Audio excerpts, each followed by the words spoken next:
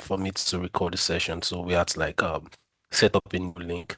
So I'm going to get started with the event.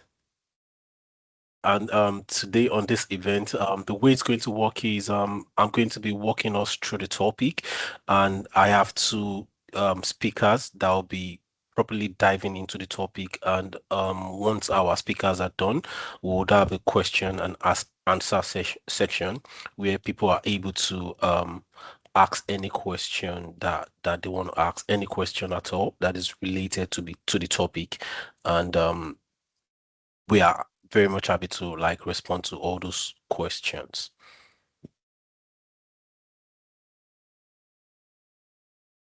So on today's session, right, we'll be looking at AI powered cyber defense, right? Because the reality of things right now is a lot of things has changed. Now people are properly adopting the use of AI.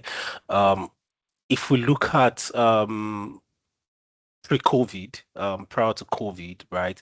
AI has always been around. AI has been around for quite a while. Even prior to COVID-19, AI has been around. But the reality of things is the adoption wasn't really what it used to be right now, right? Because AI was around, but people are really not adopting it. But there's been a lot of change ever since COVID-19 happened. Ever since COVID-19 happened, now people are really adopting AI.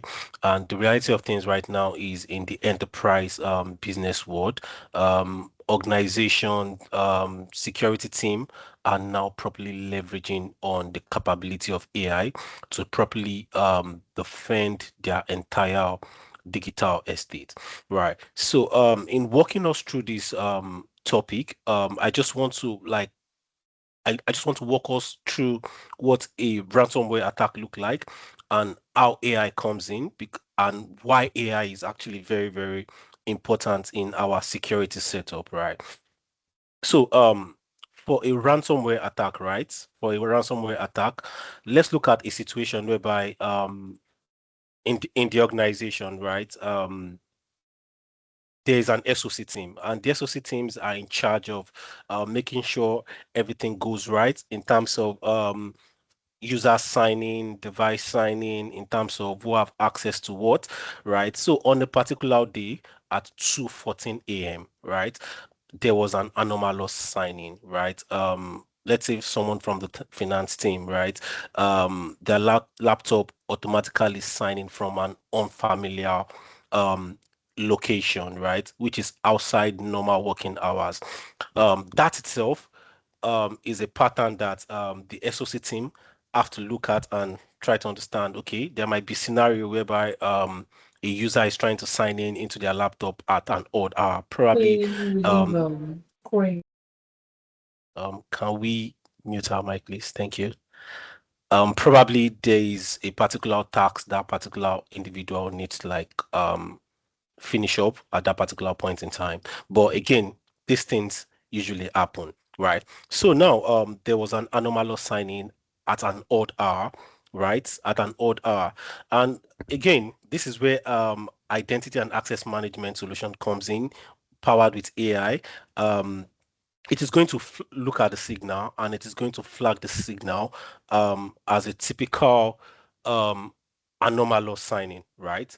Then again, the next step is AI is going to correlate the signal, right? Now, I want us to take something into look into the perspective of the timing, right? Because the anomalous signing happened at 2:14 a.m., right?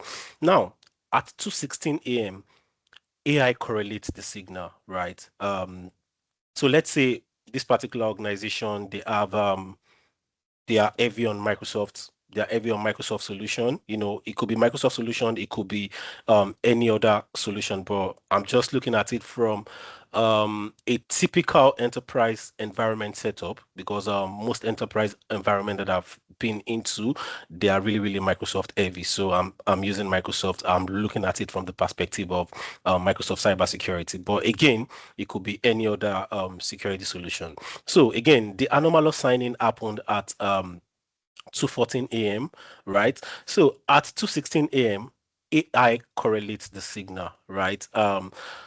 because the organization was Microsoft heavy, Microsoft Sentinel AI fuses identity, endpoint, and network telemetry, and it linked the sign-in to a phishing email open 9 minutes earlier and a suspicious PowerShell process, right? So, as a typical SOC team, if the way it used to be is it will be people in the SOC team doing all of this, but this time around it's AI getting things done.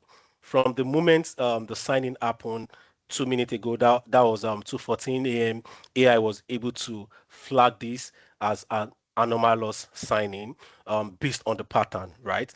And again, because the organization have Microsoft Sentinel, right, it was able to correlate the signal because as part of what Microsoft has done into Microsoft Sentinel is there is a feature in Microsoft Sentinel called UEB, which means human entity behavioral analytics, and it is AI powered. It works like an AI agent, right? It tries to understand every user in the organization, every user, the device they sign into, how they sign into that device, how what their work pattern looks like. It's just like okay, people in the finance team or people in the organization usually work from Monday to Friday, and their working period or working hour is between 8 a.m. and 5 p.m. So usually people usually sign into their computer probably like 30 minutes earlier. For some people, it's usually 15 minutes earlier, right? So UEBA is able to understand all of this pattern from every user in the organization. So let's say user A are signing at an odd hour. It's going to flag it. Now, it's able to understand all the telemetry about all these users. So again, AI comes into play here, is able to correlate the signal, right? Is able to correlate all the signals. Where is this user signing in from? What time are they signing in? How are they signing in? What location are they signing in? It's able to put all of these things together and it's able to understand, okay, is this an anomalous signing? Is this an unusual behavior? Because why is this particular person signing in at this particular time? But again, I want us to look at the time interval, right? Because the anomalous signing started, it was being flagged at 2:14 a.m. and AI was able to correlate the signal in the space of 2 minutes. That's at 2:16 a.m., right? Then at 2:19 a.m., right? There is an automated investigation because again in the enterprise world today we don't want to keep going round and round the circle because as an SOC team there are so many activities because the organization is using so many solutions and sometimes these solutions are not properly integrated, right? Some of these solutions are not properly integrated, right? So again sometimes it is very very hard to be able to achieve that automated investigation, right? But with the use of AI is all able to help us in terms of automated investigation, right? And again, this is where the Defender XDR comes in. It auto built the attack. It auto built the attack story from end to end. And again, AI Copilot comes into play here. It helps us to properly summarize it in plain language and it recommend isolation of the device, and that happened at 2:19 a.m. Then at 2:21 a.m. That particular attack was able to be contained autonomously, right? Because if you look at the process from the anomalous signing to how AI was able to help us correlate the signal to how the automated investigation happened, then how that particular attack was being contained. Because again, when it comes to SIM solution, right? When it comes to having a SIM and SWAL solution, right? It involves setting up playbooks to automate our processes. Probably when an anomalous signing is being triggers an alert, we have a playbook that help us automate that processes, and that playbook determines what happened to the users, what happened to that particular device, if those devices are meant to be isolated pending till people in the SOC teams come into play to make the final decision or to view the entire um story of how the attack happened, where it happened from, if it's false positive or if it is true, and they decide the final thing. But again, the playbook help us to have that automated process, right? So again, a SWAT playbook disables the compromise attack and isolate the devices before any ransomware payload can execute, right? Then again, the analysts come in and to review. So what am I trying to say? If we look at the time interval between 2:14 a.m.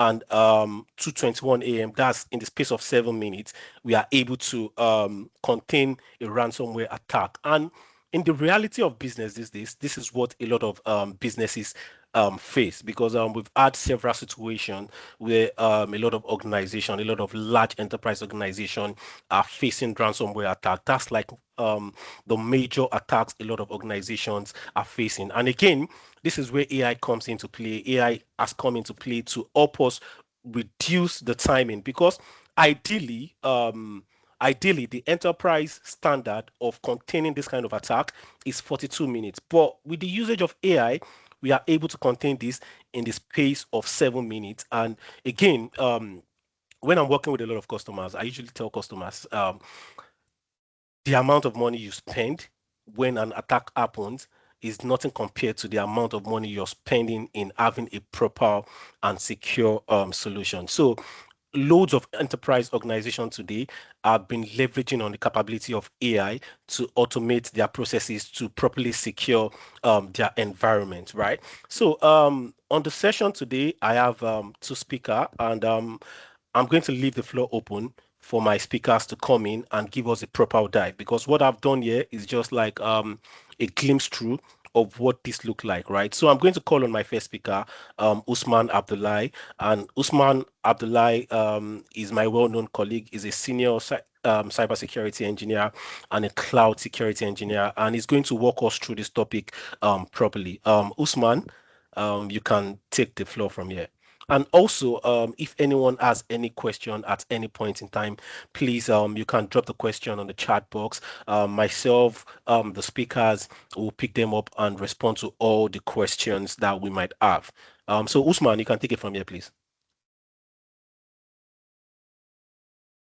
All right, thank you very much, Almaro. Okay, please, share my screen. Can you confirm you can see my screen?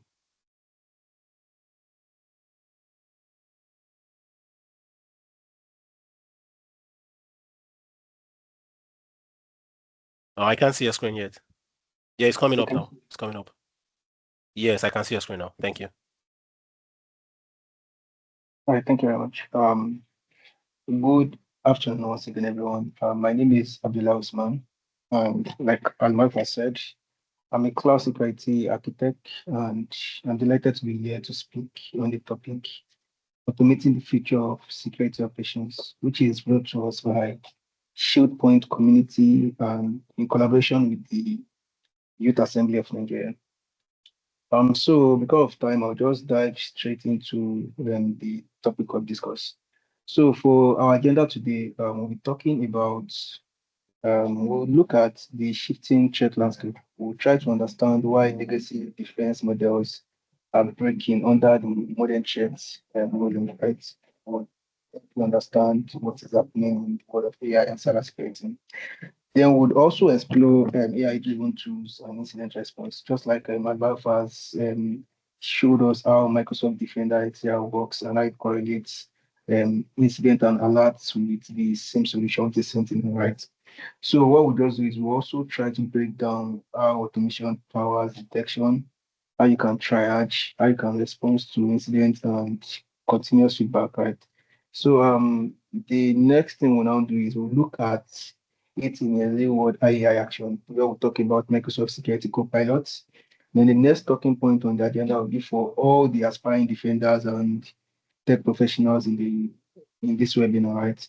Where we would outline career paths as emerging right now. Then we'll summarize our strategic takeaways. Then finally, we'll open the floor to questions and answers.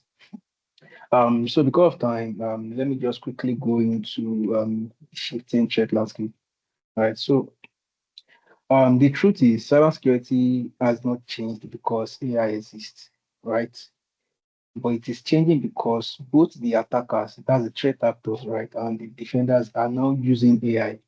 And the side that adapts faster to the to AI has the better advantage, right? Okay, now let me just even try to paint this scenario. So many of us would have received a phishing email before, right? Or even somebody trying to scam you on using WhatsApp messages, right? They might be pretending to be somebody we know before. So usually when we carry out security awareness training, when we try to educate users on phishing emails and stuff like this, we'll tell people that okay, this is what you can look out for in phishing emails for you to know that okay, this is a phishing email and this is a legitimate email. For instance, I can tell you to look for proper grammar, look for spelling mistakes because the attackers, most of them, when they are writing this email, they will make mistakes in maybe some of your usernames or maybe the email they are trying to craft, right? Also tell you to look at generic greetings and maybe if somebody is asking you to do something with urgency, right? Those are physical. But now imagine these messages that they are no longer poorly written, no more obvious mistake, no more emergency. Just imagine that the attacker now knows your name.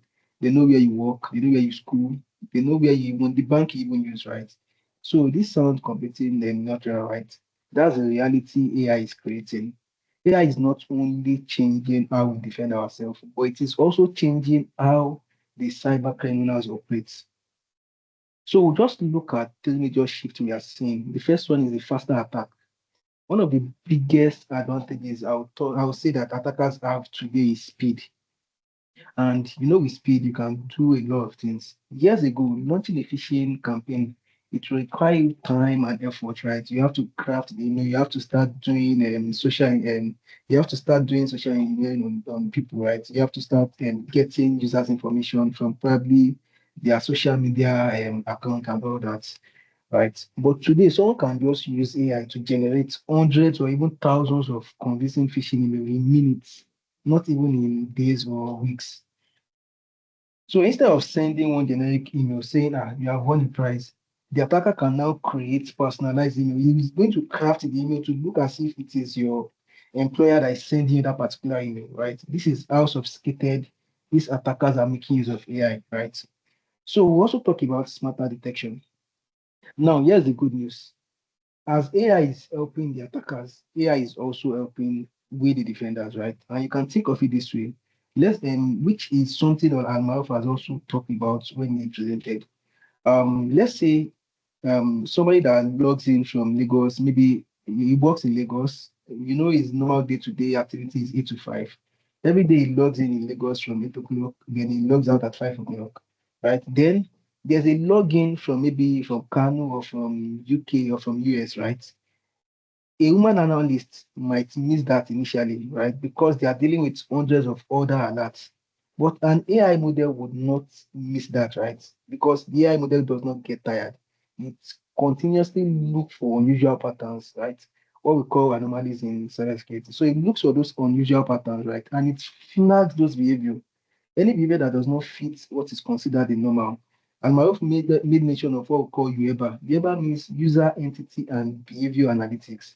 So it monitors the user, it monitors the behavior of the user, it also monitors the all the assets the user is making use of, right? It correlates all of these anomalies, right? So then it now triggers an alert, right? So we'll just look at the last one, which is next generation SOC.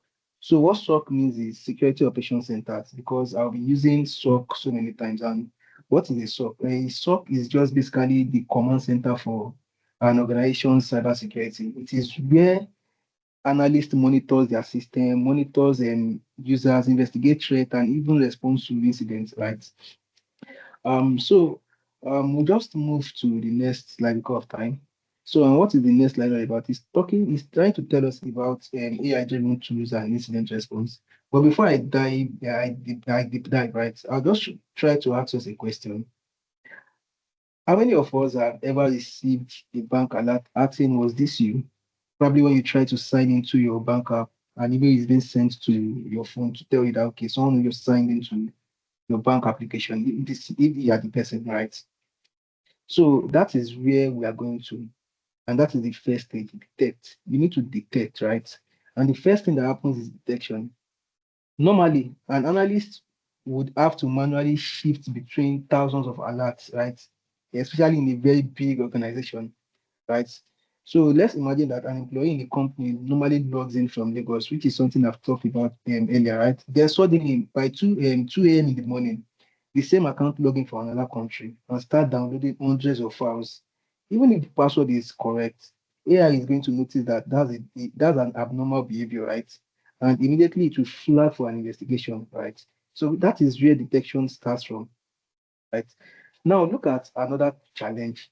A very big organization can generate thousands of security alerts every day. If you are an analyst, right, where are you going to even start from? Maybe you resume first thing in the morning and you log into your system, right? And the next thing you are seeing 50 alerts or you are seeing even hundreds of alerts. Where do you start from? I don't know if we get where what I'm trying to talk about, right? So that is where AI helps us to triage, right? And when we talk about triage, you want to understand today that not every alert is important, right? They are not as important as each other. And this is where AI becomes very, very valuable. AI will automatically help you to correlate the related events.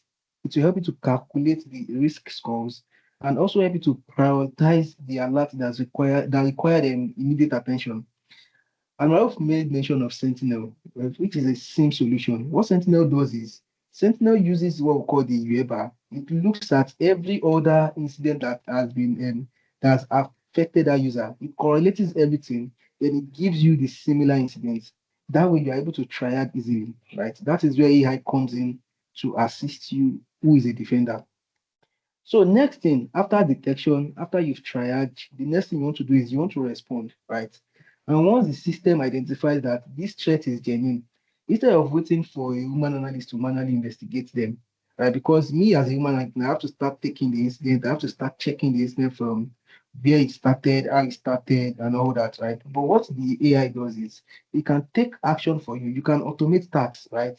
Automation will help you to take over repetitive tasks. You don't have to start doing the same thing all over and all over again, right? So you can isolate a compromised device, you can disable a compromised user account, you can even block malicious IP addresses, and you can even set up an automation that notifies the security team whenever there is such an attack, right? So what this helps you to do is what used to take hours can now happen in minutes, right? It will help you to reduce the attacker's opportunity, right? So this is what AI can also do for you, right? Then finally, every incident becomes a learning opportunity. And when I say every incident becomes a learning opportunity, AI continuously improves by analyzing the previous attack, right?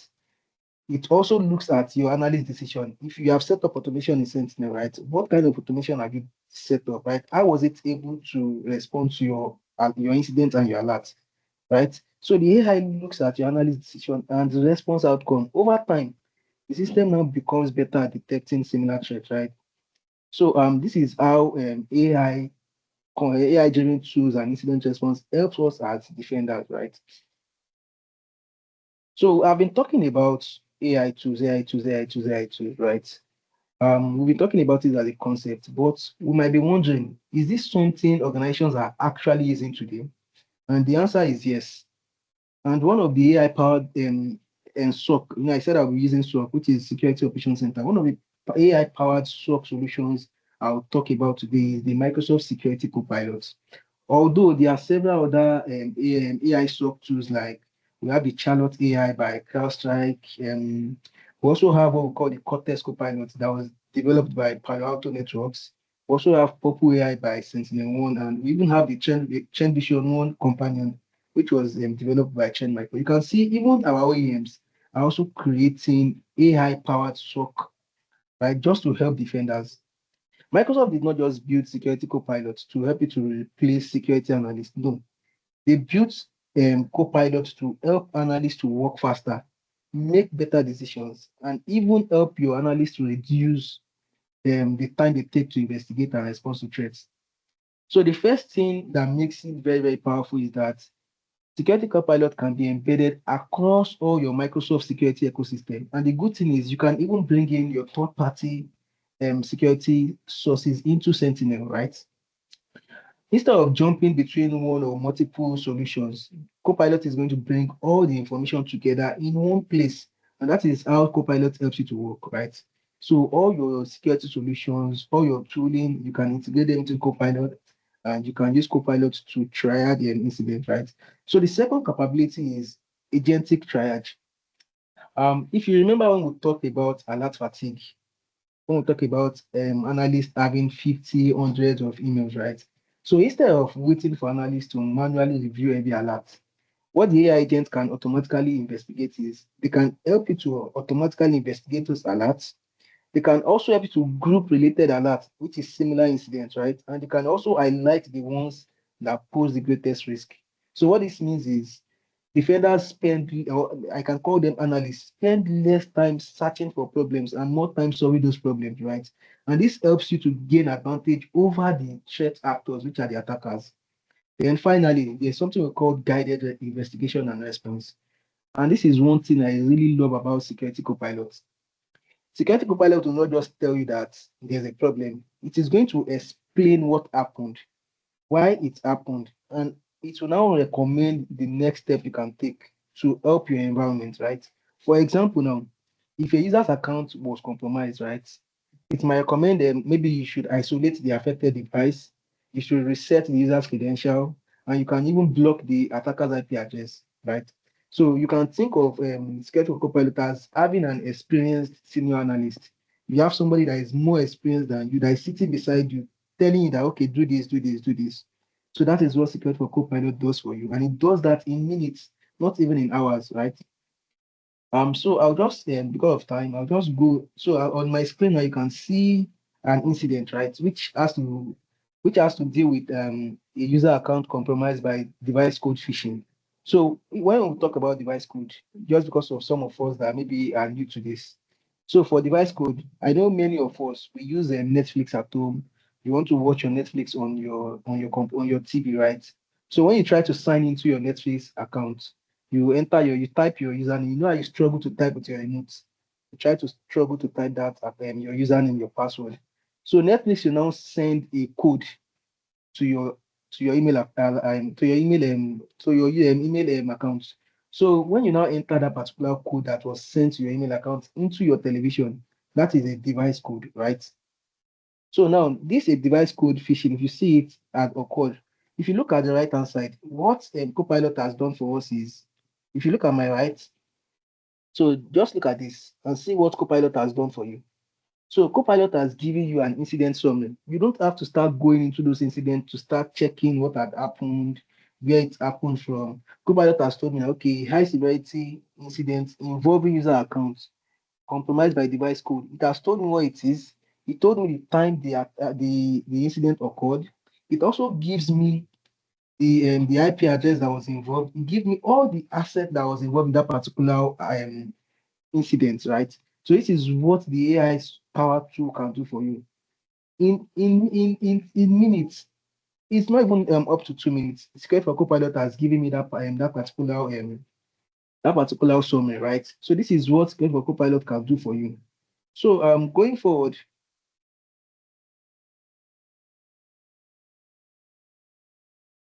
okay. So now it has helped you with what we call the incident summary, right? So it can also help you with what we call a guided response. And the guided response, if you look at the left hand side, we have triage.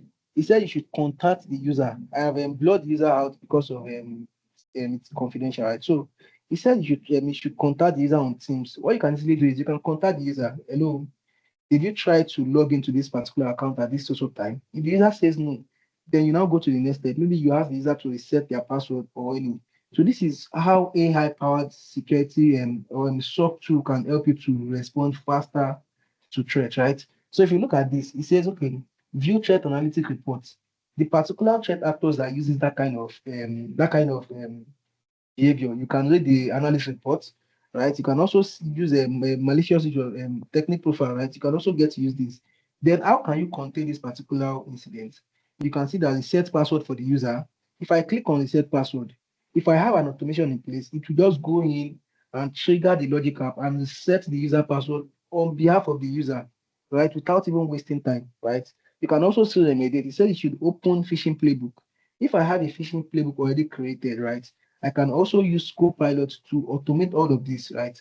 So this is how Security for Copilot comes in to help you, who is a defender, to to respond fast to attacks, right? Um, so where do we now fit into all of this? All of this I've talked about, right? One concern people usually have whenever AI comes up is, will AI take my job? I actually think we are asking the wrong question. The better question should have been, what new opportunities is AI creating, and how can I position myself for those opportunities, right? So I'll just take the opportunities. I'll take the career pathways first. So the first one is the AI security analyst, right? Where what you need to do as a security analyst is so this is someone who sits around building AI models. So your job is to understand how AI can improve security operations, right? That's the AI security analyst. Then the next one is the automation engineer. For an automation engineer, what you do is you build workflows that handle those routine tasks automatically, right? That would help that would allow your analyst to focus on investigation rather than requiring general human expertise. Then the next one is the cloud security architect, right? As a security architect, you ensure systems are designed securely from the beginning, right?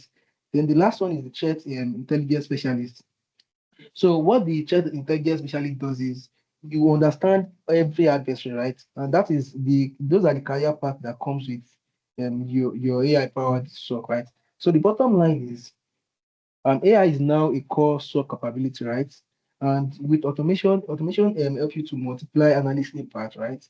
Skill is not just an issue, right? So what I would say is this is one of the best time to build a career in cybersecurity, right? So because of time, I'll just end the session here and we can take questions. Thank you very much, Usman. So I don't know if anyone has any question, based on what I've spoken about, or um, any question at all related to this topic before I call on my next speaker. Okay. So, just like I said earlier on, right, if anyone has any question at any point in time, please do not hesitate to ask those questions. You can help us drop those questions on the chat box, and we would happily pick them up and respond to them. So I'll call on my next speaker, Honorable Adedayo Adebogun, to take it from here. Um, Oh, thank you very much. Good evening, everyone. It's a pleasure being on this special webinar. Uh, my name, like the host said, my name is Adedayo Adebogun. Funny enough, I actually also studied computer science in my polytechnic years before jumping the fence to business before I went to Unilag to study business administration. So I have that mix of business and tech. So that's why it's a very very strong feeling for me to be on this webinar talking, to get alongside tech experts. So I think a topic I'm meant to handle today is talking about leading the future, youth innovation, digital leadership, and the AI-powered workforce. So what I'm going to be running through will be that we are going to be asking ourselves the question if AI will replace human or not. I think this just concluded presenter just mentioned, briefly answer the question. We're also going to talk about we're going to ask if we're also going to analyze who a digital leader is, and at the same time, we move from there. We'll go into today's evolving workforce. What skill matter most? Because we always have that mixed reaction about which job should I go for? Should I become, a tech expert? Should I even go into AI? Should I go into, security, defense, or should I go into cybersecurity? What have you? So then we move on to, we ask that question, we look closely into the opportunities that we have in AI and then as well cybersecurity, because I believe the major conversation today really over around AI and cybersecurity. Then we take it home by, giving ourselves this very strong charge so that we can move from there. So I don't know if my slide, let me see if I can share from here, because I had, when we're going, if I had to swap from my laptop to my phone, so let me just see if I can share my screen. Please, if you can see this, the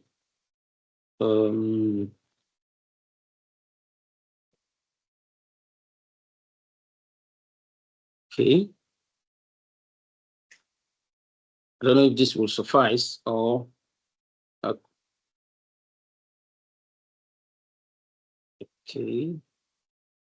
Can you see my screen now? Yeah, we can see your screen. Yes. You can see it's okay that way, or because I'm trying to run the slide the normal way, but I don't know because I mean, we can work with what you have. We can work with the screen you shared earlier on. okay, let me see if I can. Okay, all right. So we take from that question. My slide speak directly to what we have today, leading the future. The future is not something we inherit. It's about what we create. Most of the time, everybody will look into, we talk about what the future holds, and everybody is being optimistic about tomorrow. So, and then little at times, or much at times, people want to believe that it is a spiritual thing to hold on to the future. Maybe God holds the future, but I'm here to also encourage us that we need to also play our part. Even if, when we have the God factor, then we have ourselves as well to blame if we fail or we succeed. I pray we succeed anyways. But that charge is very important. So let's move forward to the question at hand. Will AI replace human or not? I think we need to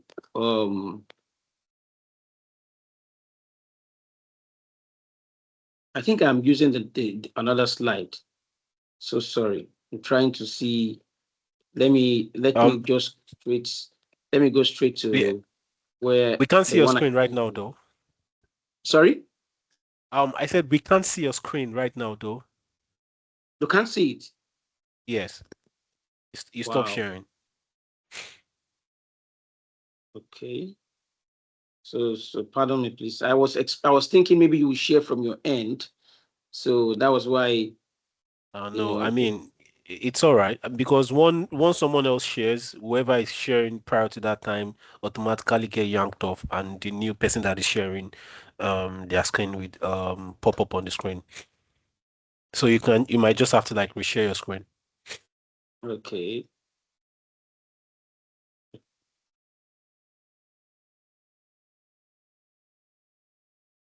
All right. So I think the challenge is that my laptop just went off. So I'm trying to just improvise with my phone. So okay.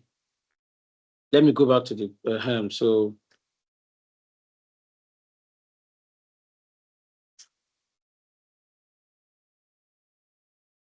I'm trying to look for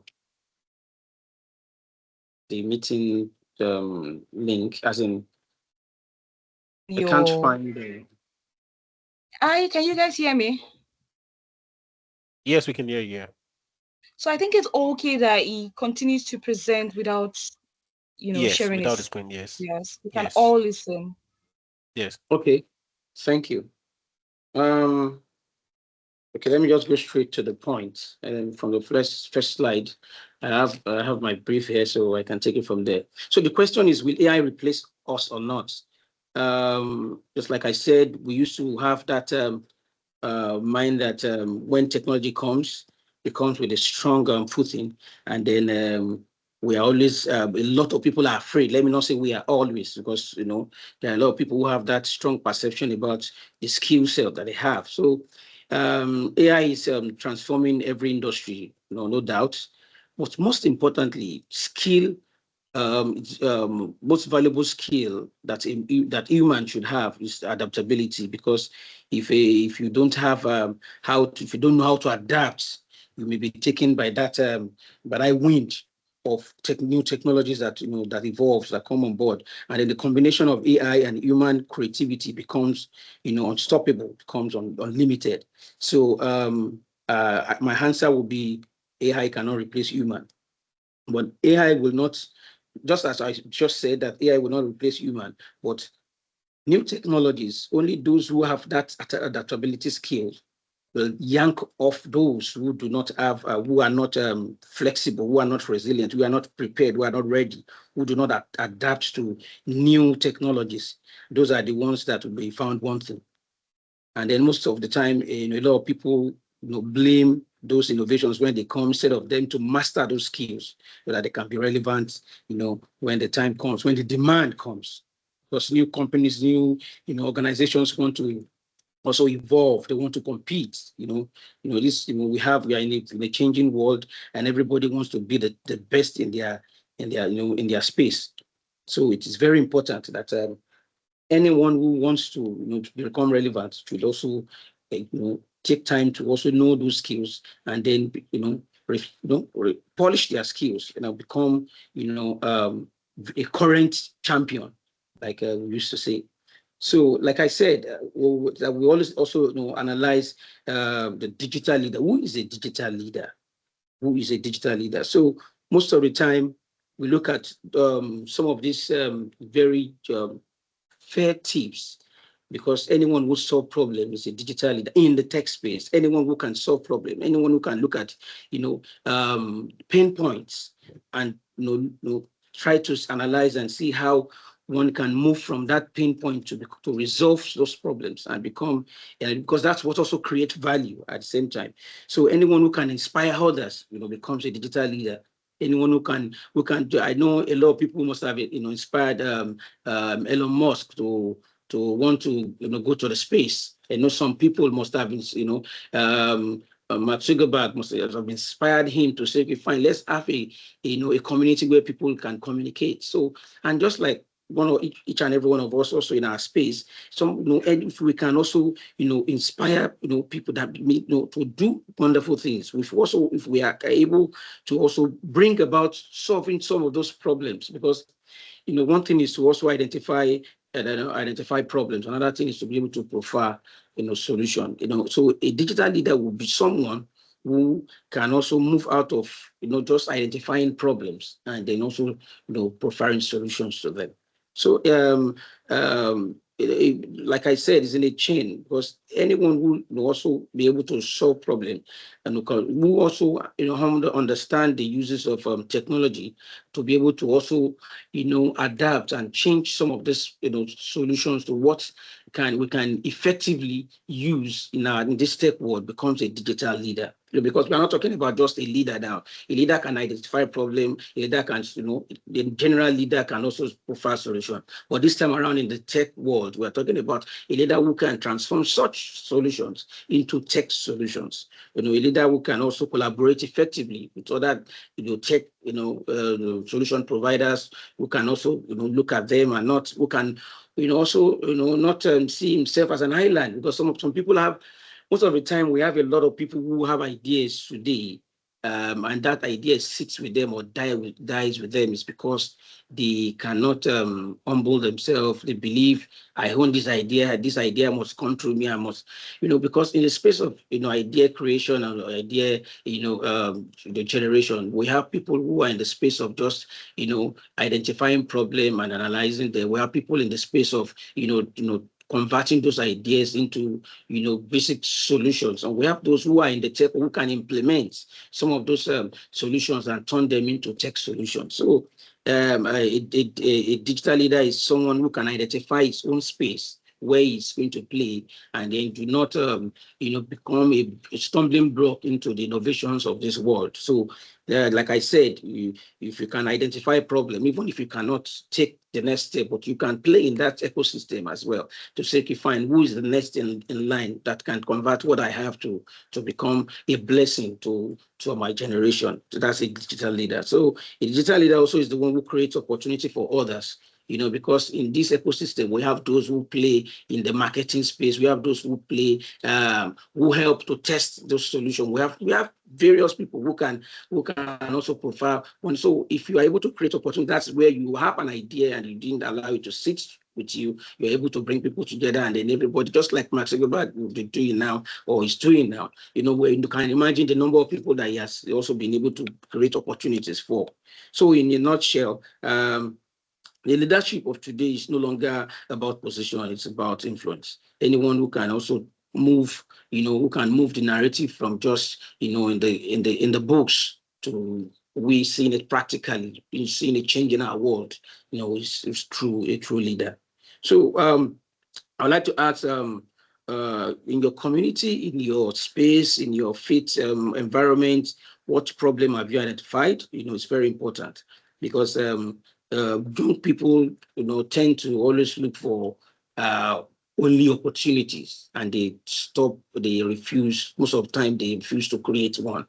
So most of the time I ask, what solution have you created? It does not mean that you must have created a tech solution, but have you created a path for solutions to be created? Have you been able to play your part in that chain of impact? So we'll move on to talking about building tomorrow's workforce. It's very important. Like we were saying about AI, that those who about if it's going to replace women or not, those who refuse to prepare today will end up being in that labor market. It's not everybody that will become an entrepreneur, not everybody that will become a businessman in terms in this tech, space, but some people will also find the job. Some people will pick up the opportunity we're talking about. So are you skilled enough to operate in that space? Have you brushed up? Because today we have series of AI platforms that can also serve as learning tool that can help you to brush up your skills in terms of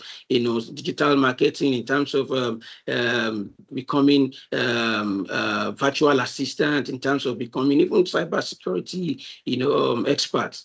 So how have you been able, what investment have you played, have you put in place to ensure that when the opportunity comes, you are not found wanting? Because most of the times we just cry about unemployment, this workforce, nobody is, something. That was why at the time when the owner of was it Flutterwave that was talking about that Nigerian graduates are unemployable, it turned to become something else. A lot of people were like, why will he talk that like that, And then it all boils down to what's our level of professionalism, how much of investment have we put on ourselves. So because we're asking about our AI literacy, we're asking, are we looking at that area? Are we looking about in the area of cybersecurity, in the area of data analysis, in the area of software development, a lot of area, cloud computing, and lots of it. But the major question we should ask ourselves, are your skill, is it are you employable? Are you fit for purpose in terms of in terms of your your passion for acquiring those skills?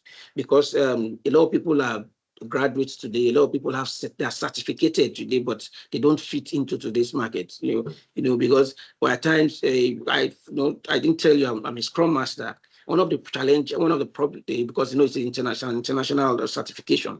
One of the challenge I had at the time was how to fit into the market. I had to take time to look for how to get into internship, even though you say, big bros, we are going. I said, yeah, I need to learn. That's a new space for me. I need to, and I saw one of the young, newly graduated young man is into product management, and I said, he's a product manager. I said, bro, you need to take me on. Say, I'm going, it's not possible. I said, no, I'm still new in that terrain. I need to learn. And most of our lads, a young chap, always do not want to sacrifice in the workforce. Nobody is going to, be emotional when it comes to, giving you job or taking you up. And everybody who's a business owner wants to make profit and wants to become successful, wants to make impact in our society. So nobody will, out of emotion, take you up on an offer or take you up on a job because he likes your face or because you're of the same faith. Everybody wants a competent hand in their space. So it's also like that, that employees now recruit people who can solve problems rather than simply recite information. Some people, at the time we're having conversation about people who that are our universities today with just theoretical, balance. We look, our university only, just breed people who can just read and pass. That do we have enough people who can apply some of these things in real time? So I think the world have evolved. The advent of AI has also given us that that there are a lot of things that people can learn from the books. There are a lot of things people can generate and then create answers. A lot of assignments that people can solve without even reading the book. So a lot is being demanded from the work. Now people want to get people who can really solve real time problems and then can bring about results, result oriented. So we need to also look about AI or cybersecurity. We need to know.